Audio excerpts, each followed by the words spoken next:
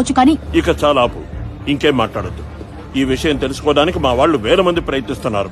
నువ్విప్పుడు చెప్పిన వివరాలకు సరైన ఆధారాలంటూ ఉంటే నీ మాటలు నేను నమ్ముతాను.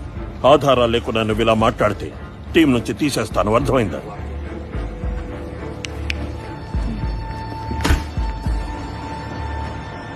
చూడండి, నేను చెప్పేది మీరు ప్రశాంతంగా వింటే అంతా మీకే అర్థం అవుతుంది. నా కారుకి ప్రాణం వచ్చింది. ప్రాణం వచ్చిందా? వావ్, ఈ కథ చాలా బాగుందే.